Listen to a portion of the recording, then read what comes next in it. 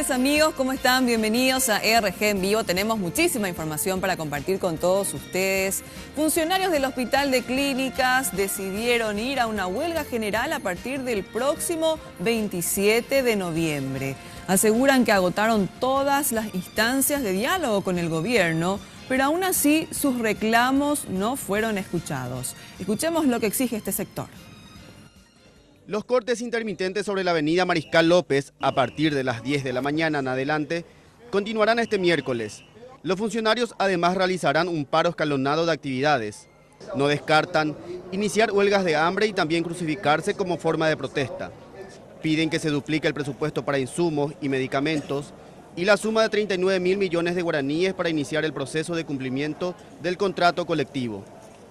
Nosotros pedimos que se inicie el proceso del cumplimiento del contrato colectivo, nombramiento para los compañeros que están más de 13 años en contrato, algunos 10, algunos menos, ¿verdad? Que se cumpla la ley.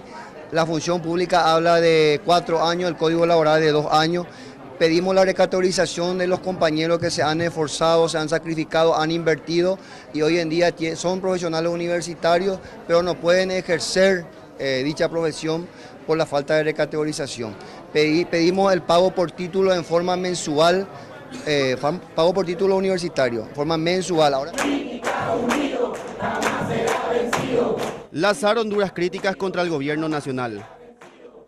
No vamos más a dar el brazo a torcer porque somos nosotros los que estamos sufriendo al lado de los pacientes día a día. La falta de respuesta del gobierno, la insensibilidad, la falta del amor al prójimo que tiene este gobierno. No le interesa la gente más vulnerable, más necesitada, la gente en Moriajundo, Jaicuy con la gente. Y nosotros le hacemos responsable a Cartes porque él vetó el impuesto a la soja.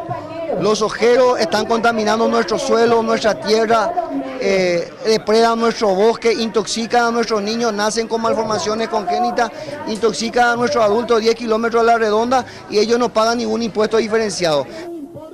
Anuncian que durante la huelga los funcionarios solo garantizarán los servicios de urgencias pediátricas y terapia para adultos.